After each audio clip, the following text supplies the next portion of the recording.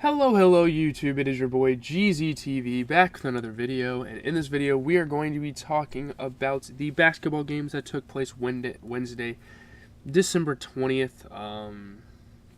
There's not really much for me to say. Let's just get into the games. There's about 5 good games I want to talk about. We can first start by talking about the Jazz and the Cavs. Sam Merrill scores a career-high 27 as the Cavaliers, without Donovan Mitchell, beat the Jazz by 8. Sam Merrill is going to be a storyline that some people are going to start talking about soon. This is a guy that, hasn't had a huge chance in the NBA. We've seen him with the Rockets, I think, before this. Or no, maybe he's a rookie with the Cavs. I can't remember. But yeah, beat the Cavs by 8. Yeah, I mean, Sam Merrill, this is his best scoring night of his career, and especially from three-point range. He went off on the bench. Obviously, Caris LeVert scored a lot in the absence of Donovan Mitchell. Even with Donovan Mitchell on the court, I mean, Caris LeVert is still a very quality scorer, quality option that they look upon for this team.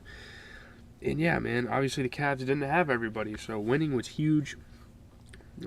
Jared Allen was catching some oops. THT was hitting tough shots.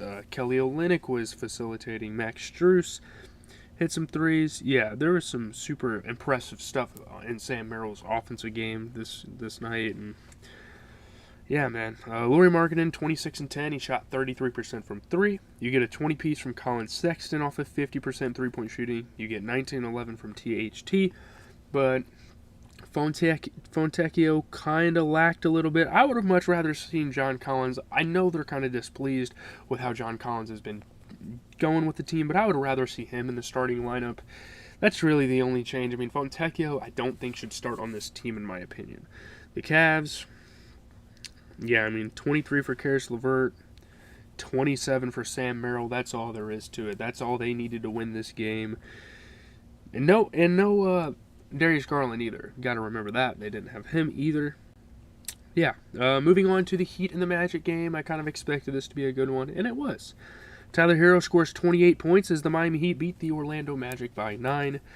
Yeah, great job for Tyler Herro, doing a little bit of everything, scoring at a high level and, rebounding and passing at a pretty decent level for this team.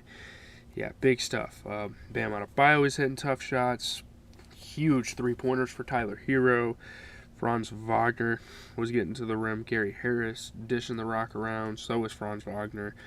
I'm not trying to speed through these, by the way. I know it kind of seems like it, but good game for the Heat. I mean, yeah, 28 for Tyler Herro. He shot 80% from 3. That's all they needed. That's all the star power they needed out there was for Tyler Herro to have a good game. And he has been very overlooked this season. He is averaging 23 points a game this season. Really good stuff. I mean, 20 for Cole Anthony for the Magic. He shot 40% from 3.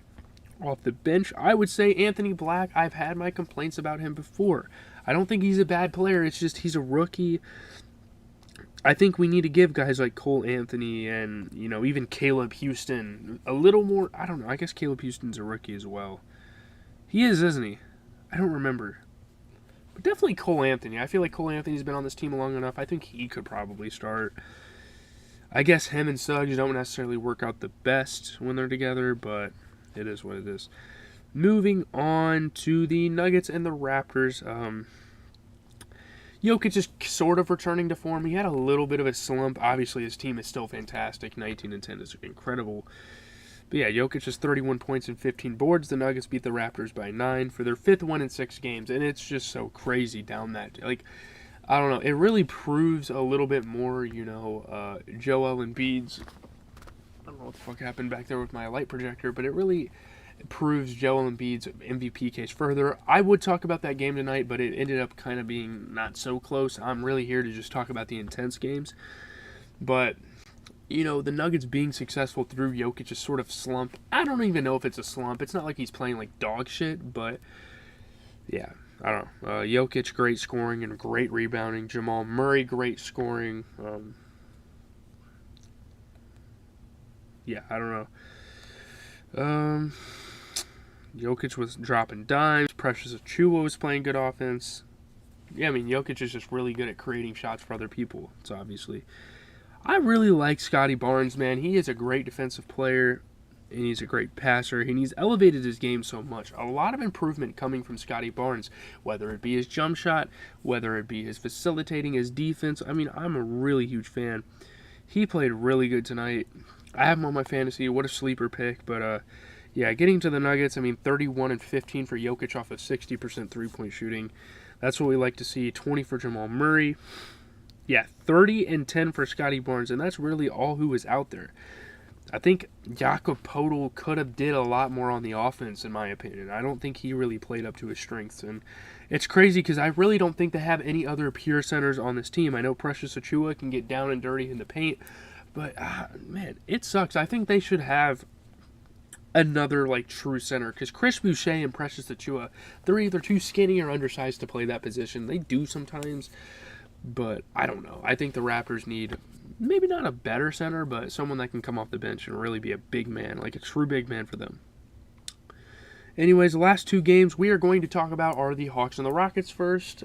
Really good game here. I watched a little bit of this. There was a decent amount of these games that I did watch quite a bit. I watched a lot of the Minnesota Sixers game. Let's see. I watched that game. I turned on the Nets-Knicks game for a little bit. I think I watched a little Nuggets or Raptors. I definitely watched some Hawks Rockets. I watched the Celtics game a little bit until we started destroying them. But yeah, getting into Hawks and Rockets, Trae Young has 30 points and 14 assists as the Hawks beat the Rockets by 7.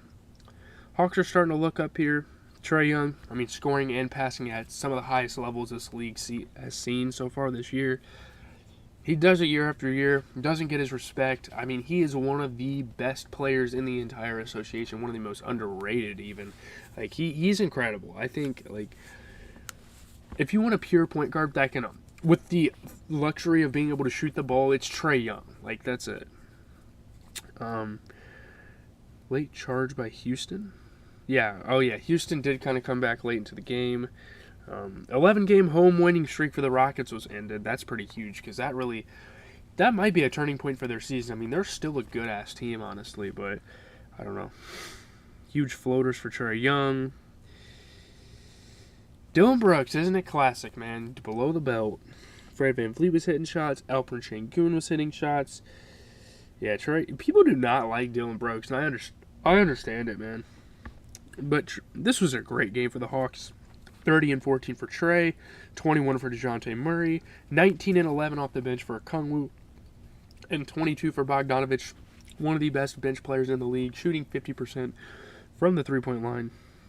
You look at the Rockets, and man, I think Jabari Smith had his career night, 34 and 13, 32 and 15 for Fred VanVleet while shooting 50%.